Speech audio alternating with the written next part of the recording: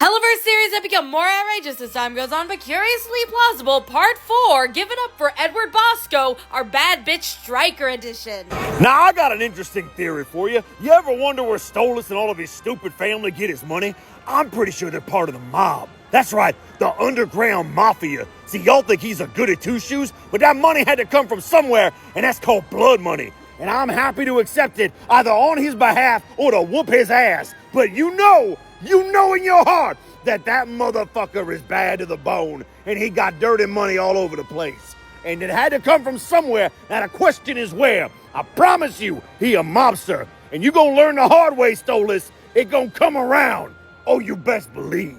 Honestly, he might be right, and it's not that far-fetched to assume that the Goetia have these dirty dealings with organized crimes when the show kind of implies that they do. After all, isn't it strange that an all-imp circus had an entire Goetic section dedicated to it, or even stranger that a king's primary source of entertainment was at a circus that is generally considered rife with crime, vices, and sexual titillation. Not to mention how creepily casual Paimon is when bartering for the purchase of a child, even for a day, as though it is commonplace for Goetia to traffic imps. And that's Paimon, but Stolas doesn't really act any better towards lower demons until later in the series. He honestly treats them like a commodity or something to be handled like an object rather than a person. If it were commonplace for a Goetic demon to deal in barter with the very personhood of an imp, it would make sense that Blitz would have this kind of outburst during full moon.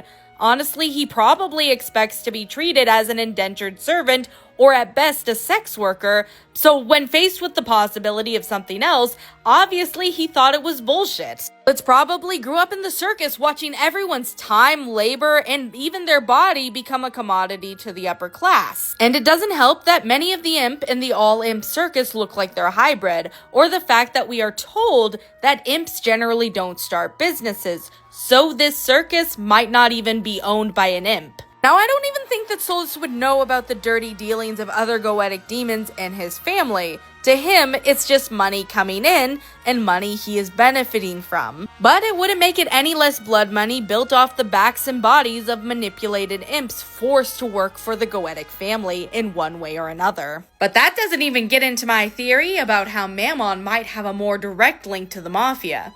What do you think, though? How do the Goetia make their money? Tell me in the comments.